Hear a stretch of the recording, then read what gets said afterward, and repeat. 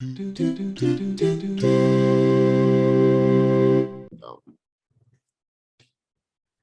so we've taken a little bit of break and we're back, and we left off talking about the process of, applying for jobs in your last year or so of university. Mhm.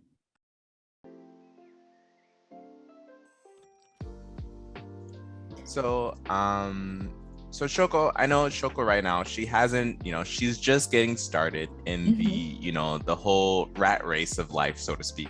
So she hasn't had too much experience in it, but I've personally experienced shukatsu, or that job application period with Japan. So for just small background, so before I was, a translation lead, I was an IT consultant. So I went through the American, job system. I was a consultant for about 4 to 5 years. And then I came to Japan. And then I went to Japanese language school. So for about 2 years. Once I got my Japanese up to speed, then I started to have to do the shukatsu. And let me tell you, they are strict. They don't really care what experience you've had before. It's just like Shoko said, because in America, it's maybe one page. And it's just this is my school, but it's that was 4 years ago, so you don't really care. And then here's my projects, and this is what I did. In Japan, they're oh, what middle school did you go to? I'm why do you what? I'm what do you mean? I haven't been in middle school in 20 years. What are you talking? But that's that gakureki, that school record. They want to see everything. And so it's definitely, as an American, that's one thing that was kind of stressful for me, where it's okay, now it's I'm applying for university all over again. I have to go get my transcripts from everywhere. I have to figure out the exact years, right? I went from I started and I ended. So, and then this all has to be in Japanese. So that added an extra layer of complexity, right? What else? So for resumes, right? That's okay. So it's not just, so you have, so Shoko knows why I'm laughing, but so there's multiple resumes that you need to send. So there's one where it's I think the rekisho, which is just it includes a summary of your work and education history. And that includes, just a basic timeline. And then I think there's shokumu K, how do you say it? Oh no, shokumu, what is it? I forget. Yeah, maybe, Keirekisho, but there's a longer name for it though. Maybe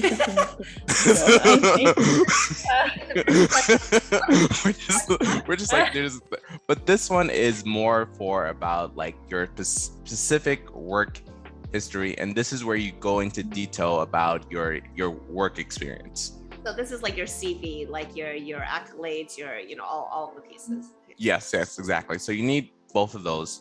On the one that includes the timeline, basic timeline, you also have to include a photo of yourself.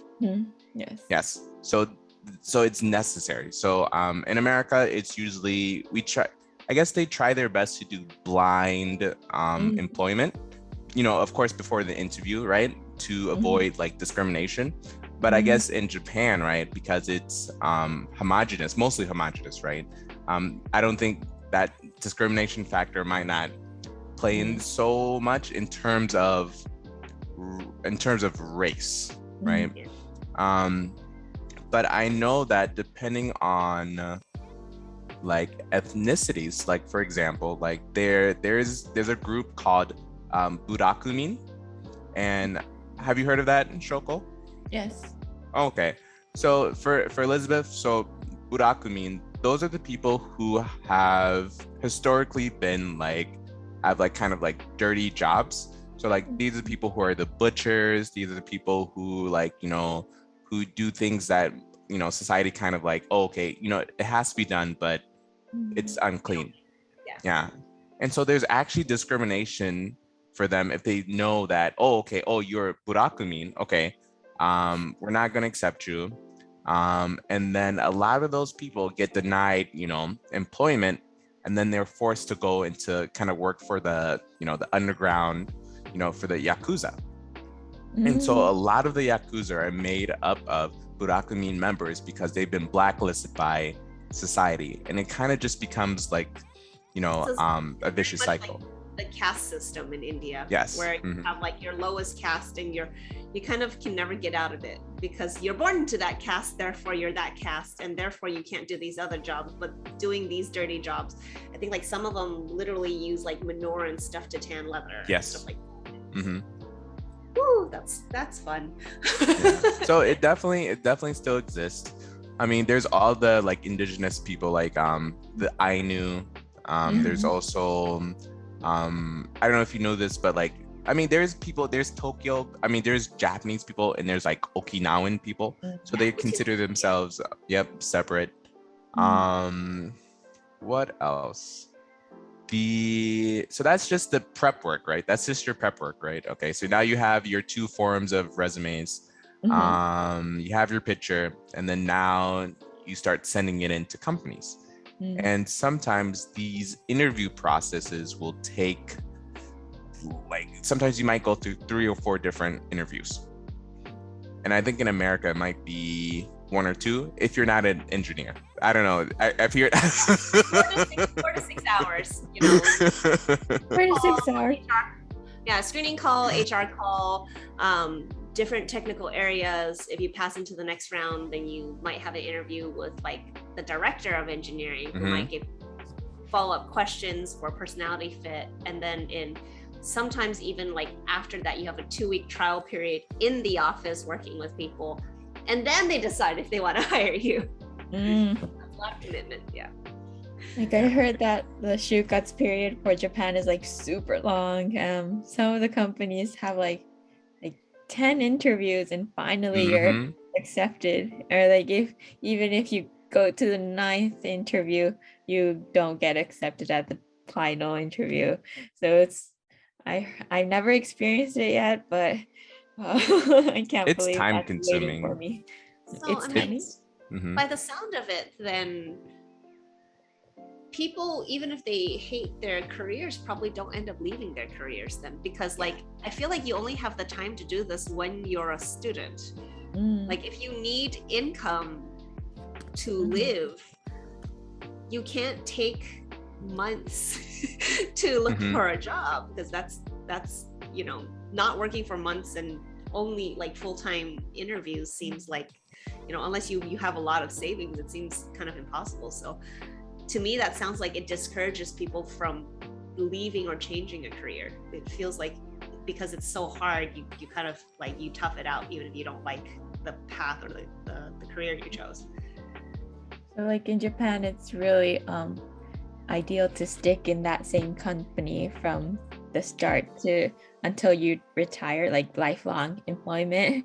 So so people don't tend to like change their jobs that quite often, like compared to Western companies.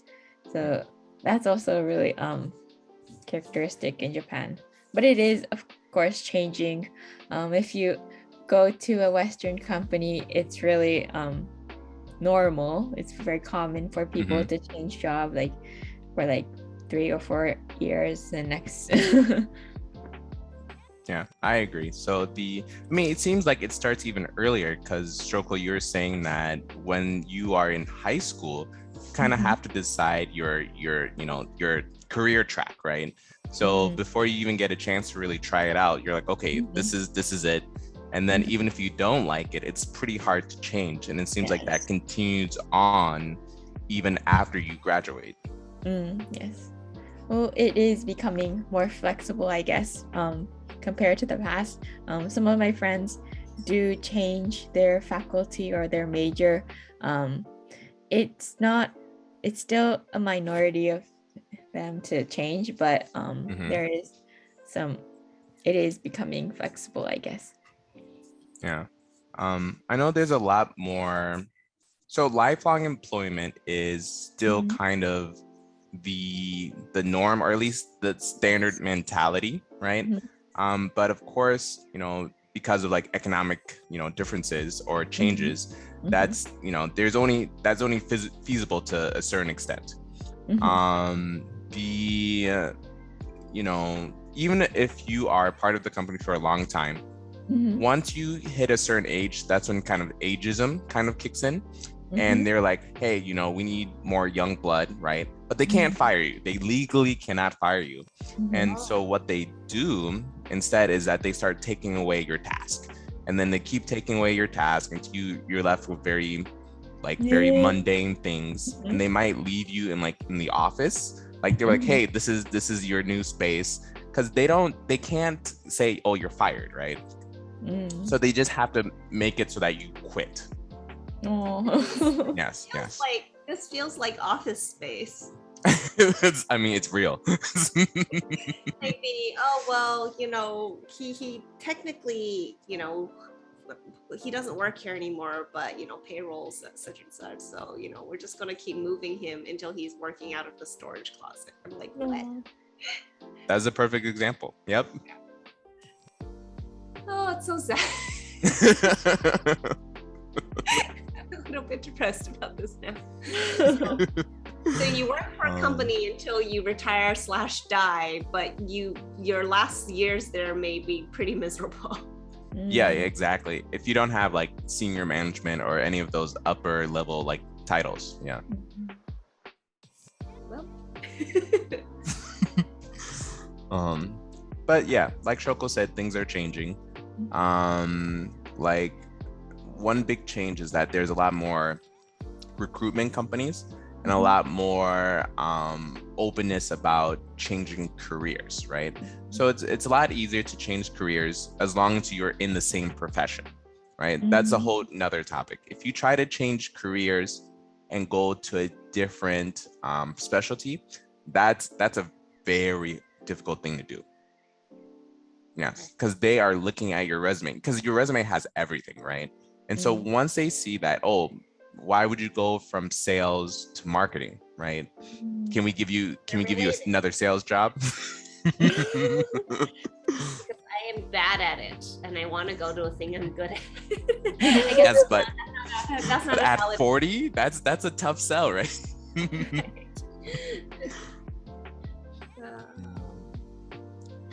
Thinking about in Thailand, and this is also difficult for me from a different perspective, because I've never applied to a job in Thailand, so it's I don't really know what the grind looks like there.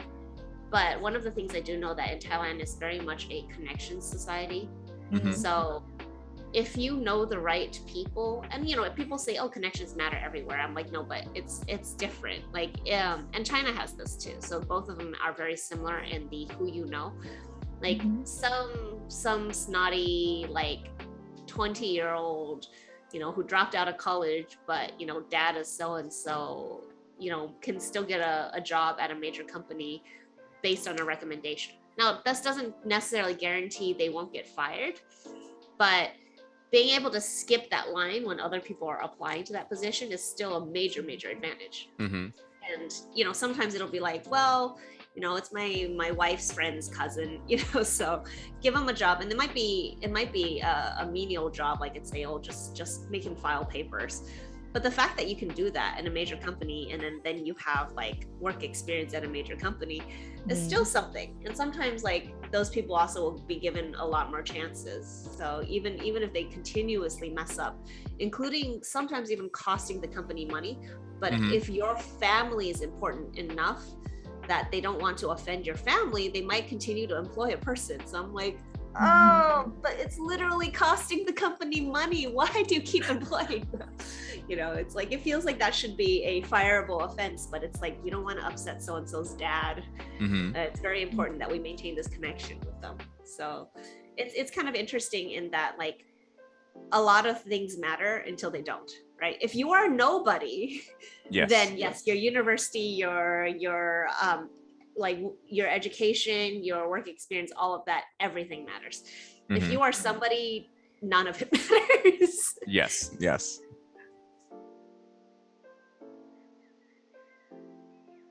So one thing I want to mention is the startup kind of the culture.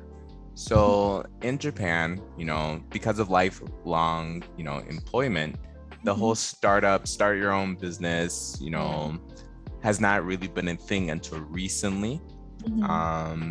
And it still kind of has like a lot of like stigma behind it because, Japanese consumers like companies with long histories, right? Everyone likes a nice pedigree, right? It's just like long history, established, big companies. But so even if you want to try to, become an entrepreneur, right? There's a lot of hurdles in place where it's like, because you don't have that long history, right? A lot of people won't buy from you. Even when it comes to government assistance, it's not very much available. I mean, now there is changing. There is a lot more. But there's a lot of, I think it's taxes that really kill people, or not, I guess kill businesses, right? Maybe that's a better word for it. But you have to pay really high taxes in order to get, like, how can I say it? Like kabuki geisha, like that kind of status, like a stock preferred status. And then even if you, yes, and then kabushiki, yes. And then even for the like what is it? Goldo kaisha? Even that like level of, I'm sorry, I'm saying in Japanese terms because I don't know the terms in English. but it's almost like a Japanese LLC. So I think that might be the best equivalent. But in America, it is so easy to become an LLC. You can just go to your state website, apply for it online, pay a fee, and boom, you're legal. Right. Do those statuses in Japan also offer sort of some degree of like personal protection, as in like your business assets are separate from your personal, so that if something happens? Okay, so they just make that hurdle a lot harder. So yes, you can have the tax, I guess, protection. Like if your business does poorly, you're not going to lose your house, but it's very hard to even get that status, is what you're saying. Yes, that is correct. And then there's the concept of suing people is not really a thing in Japan. Right. So even if you are like a sole proprietor, like you're not really going to get sued. Well, I mean, I don't just think sued, but I'm saying like, if you have business debts and you're a sole proprietor, those are your debts. Right? Yeah, correct. Yeah, versus if you're an LLC or the Japanese equivalent of it, that's the business's debts. You're not going to lose. The bank isn't going to take your house because of your business debts. The bank will take your business assets and you might have to file bankruptcy or something like that. So, I mean, those protections are the same in Japan, or more or less kind of. Yeah. That's what makes it so kind of interesting, I think, Japan, because you can like, as a sole proprietor, that's actually the norm, right? And most of the time, most people will just have it in their same account. And the reason why is that it's cheaper tax-wise to do it that way, right? And so, of course, you're liable for certain things. But like I said, a lot of people will not sue you. It's just kind of like, oh, I'm out of luck, right? So that's why that whole, LLC thing didn't really pick up as much. Now, in the past, there was Yugen Gaisha, which is like a limited liability company. But what happened was that was very easy to get. And so a lot of scams started to pop up from that, right? And so people would be like, hey, I have this status, you can trust me. And then you get scammed. And so now they got rid of that system. And so that's why it kept getting harder and harder for people to get that official status, because the number of scams kept increasing. Got you. And when you say that there's kind of a stigma against being an entrepreneur, is it sort of like your more traditional, like, you can't get a real job, so you're just kind of messing around type of idea? Or yeah, it's people kind of look down on freelancing, right? People, it's just like, hey, we want security and we want history, right? And you have neither of those, so it's just kind of frowned upon. in general. It's like, oh, why can't you get a full-time job? That's not very, stable, income. How can you take care of a family? And so it's not just like from society, but it's also like your friends and your family as well. Right. Yeah, I feel like that's kind of personal. Well, I mean, part of it I think is understanding, right? Because the US is built on this like exceptionalism. Like if you personally, individually can excel and be the exception, then that's a good thing. Whereas like, I feel like a lot of more traditional Asian societies, and which is actually a lot of more traditional societies in general, if you're the exception, then you're the weirdo. Like you're the person who doesn't know how to behave properly in society. So you need to like learn to blend in better, and you need to learn to meet expectation. And your role is less individual. Like your social duty is more important than your individual duty, kind of thing like that. So your social duty is to be a productive member of society, and that means this, including like the age you're supposed to get married and have kids, whatever else. And so like Shogo, Mac and I had talked about this before, where I was consulting for a while in engineering, which is pretty normal actually, but because my mother didn't understand technology, she just looked at it like, you play on computers all day. And she was telling me, and I was like, well, I'm working and I have my own business. And she says, that's not a real business. I'm like, what do you mean it's not a real business? She said, you don't have an office. If you're a real business, you would have an office. I'm like, but I don't need an office. That's extra money I'm going to spend. And she's like, but you're not a legitimate business if you don't have an address. And it was just back and forth. And then eventually when I started working at a company, her perspective was like, you finally have a job. And I'm like, I've been working for 10 years. And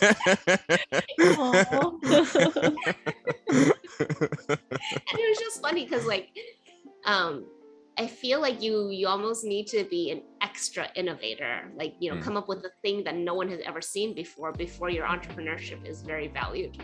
So like, let's say, you invented the original video game console, then your entrepreneurship is innovative and exceptional and, has a huge amount of value because you are, a paradigm changer in the industry. So it's like, oh, I have I'm an entrepreneur. What do you do? I think it's a little bit more accepted in the US to be like, oh no, I own, 50 convenience stores. But the fact that I own 50 convenience stores is a lot of money, and I have a steady stream of income that's coming in. Yes. Whereas it's like, oh, they're a convenience store owner. It doesn't matter if you have a lot of money. It's like, what do you do? Oh, they're just a convenience store owner. It's such a different mentality. Yeah, it's definitely, the title is important, and also the scalability of like your influence, I guess, right? Just like Elizabeth said, if I just said, oh, I make video games, they would just be like, oh, that's not a real job. But if I said, I made the first video game, or like over 1 million people follow me on this account, people were like, yeah, wow, that's amazing, right?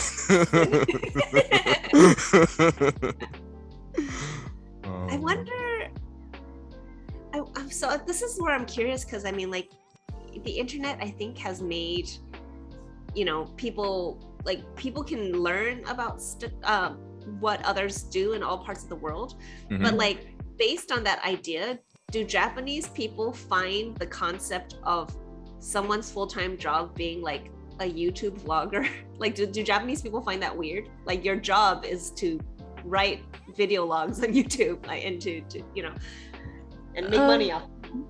Like, a YouTuber is like a really pop job these days. Like, YouTuber, Instagrammer, influencer, those are kind of big these days. They kind of are being on the same level as like being like a celebrity or a pop star. Oh, okay. Yeah, so it breaks the normal flow of you don't have a real job. Okay, because it's popular and it's trendy. And also, yes, they get a lot of money through promotion and just living and making videos, especially in like Japan. like JK girls, high school girls like trendy things. They like those influencers or YouTubers who show off their trend or like how their life. So yes, YouTuber, and those are like a different level of employment in Japan. Okay. So I mean, I guess that's a acceptable type of entrepreneur. Yes. Well, that's interesting. Okay. Yeah. I mean, Japan is much more technologically advanced, like overall. So I mean, I know even in middle school, I had some classmates that had like the latest cell phone because they just came from Japan, and they're like, "You don't have a cell phone?" And I was like, "No, I'm 12." This was before smartphones and everything, like, so I'm like, no, like they're expensive and I'm 12, like why would I have a cell phone? But they're like like a cell phone here with a charm and then a pager here and like, you know, everything. What's a pager? What is a pager? Wow. Okay. Nope. We'll save that for another episode. But you know, so I mean, I can see that being a little bit like more accepted in its celebrity status. But in Thailand, like in Bangkok, sure, but like in, you know, outside of Bangkok, people know like certain Thai celebrity influencers, but I think like most people, like definitely like the older generation would be like, what's your job? Wait, no, I don't understand. You make videos? No. Oh, you make videos on a channel, so you're a newscaster. No? like just a concept, like, because there a lot of people outside of the cities, they're not on the internet like all the time. And some of them, like, they have the most basic smartphone. It's like a Huawei smartphone or something like that. And their primary use is to, like, I don't know, send messages on WhatsApp. So it's not, like, it's just the level of technological connectivity. So the idea that YouTube is for anything other than, like, short, funny videos, and that you might actually be making a living off of YouTube is still, like, to most of, like, the older generation in Thailand. Yeah. Well, also in Japan, maybe if you ask the older generation, the same reaction will come. Okay, yeah. I'm just like, I don't know if there's parents who's ever like, oh, let me show off my daughter. My daughter's a YouTube star. I don't know if that's a thing or not. I don't think so. Versus, like, you know, show off my daughter, like, you know, my daughter's a doctor. You know?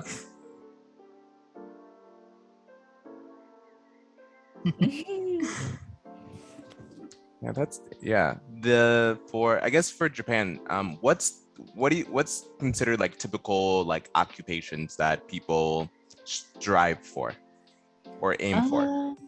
Well, of course, doctors are popular.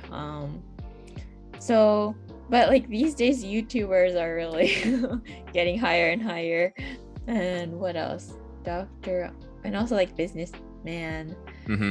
This person. What else? I don't know. Those are the only three lanes. Engineer.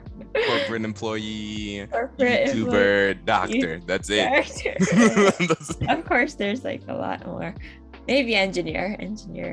I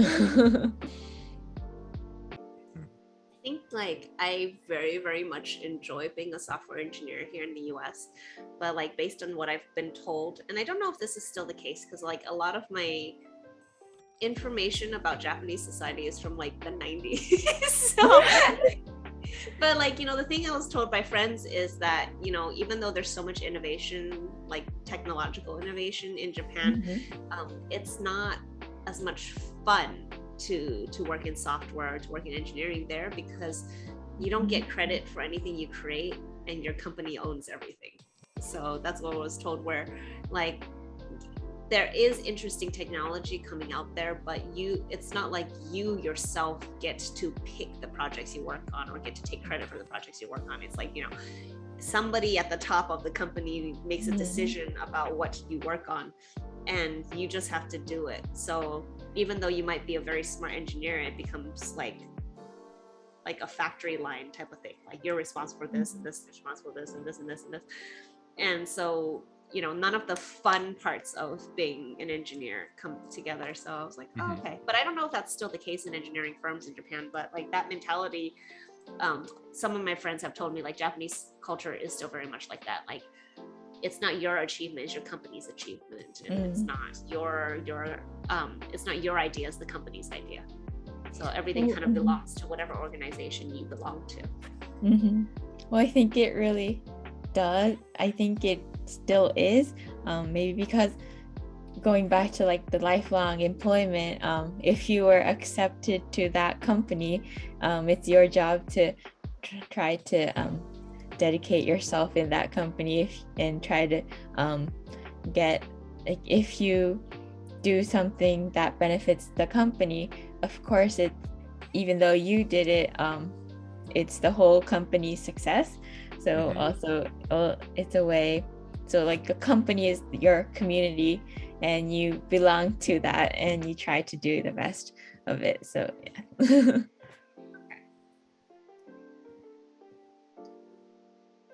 Well, I don't have any more questions or comments about anything. Me too. Okay, yeah. So I guess, yeah, we can wrap up. But yeah, definitely work like kind of the industry in like Japan. That could be a whole another like segment. Because I know a lot of people, especially foreigners who want to work in Japan, are very curious about, how do I break in, right? And a lot of the time unfortunately it's like English teaching, right? You got to get in through English teaching. But a lot of people, their skill set, they're not English teachers, right? So if you teach English or you are a software engineer, right? Then your skills are easily transferable or marketable in Japan. While if you are, let's say, a nurse or a doctor, right, your ability to transfer your skills might be a bit more difficult, especially depending on where you're from. So if you're coming from America, there's, Japan has accreditation programs that, if you do like 6 months or a year of training, you can practice in Japan. But I heard that they tried to bring a lot of nurses from the Philippines, but they didn't get the same kind of treatment as like the American citizens did. And their accreditation program wasn't as, good. And so it was hard for them to get certified in Japan. And they ended up having to do like very hard, labor intensive work instead of what they usually do. And then they just left. So right now, there's a bit of a brain drain going on in the, the Japanese society right now. Yeah, okay. Yeah, that'd be an interesting thing to go through. I mean, honestly, I feel that way about people going from anywhere else to the US. And it's kind of funny because there are times when like the US is like, do you meet our standards? I'm like, technically that country actually has higher standards in these things. So like, people like, some of this has to do with social stigma. So like I think a lot of people think like Mexicans are uneducated. They might not explicitly think that, but there's kind of a assumption that Mexican universities aren't as good and Mexican like medical system or whatever else isn't as good. So there are people who come from Mexico as doctors, nurses, and pharmacists who come to the US and they're like, we don't know if you're good enough. But in Mexico and actually in a lot of other countries, pharmacists aren't just the people who provide you the drugs. They are required, they write the prescriptions. So the doctor tells the pharmacist what the patient's going through and what the diagnosis is. And the pharmacist is actually the person who reviews their whole medical history, looks at all of their other medications to see if there might be any drug interactions, and actually writes a prescription for them. And in order to be a pharmacist, you actually have to be a compounding pharmacist too. So you have to know how to like blend and make the drugs, which, you know, that's not the case for most US pharmacists. Most of the time you just get a certification to make sure that you're not prescribing a thing that might kill them, but you don't make the drugs and you don't write the prescriptions either. Like that's it. All you do is you double check the doctor's prescription. So it's like when they're like, well, we don't know if you're as good in Mexico. I'm like, well, technically they do half of the doctor's job in Mexico. So they're better. But, you know, I think that there's a little bit of a stigma based on like which country and region you come from and the assumptions about the quality of their education there. So yep, I agree. I feel like, I guess I never really thought about that, or at least it never came to my mind, because I did hear a lot of stories of people coming to America and then having to, you know, they'll have a doctorate or whatever, you know, specialty, and then they just, you know, they can't do it or because of the accreditation program. And so a lot of, you know, knowledge is lost because of that lack of support. Right.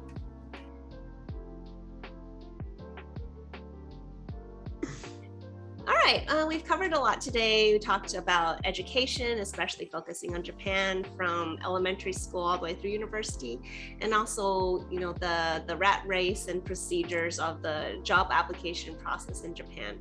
So I believe that we will have a part 2 at some point with you, Mac, about breaking into Japanese industry, especially for foreigners trying to come to Japan.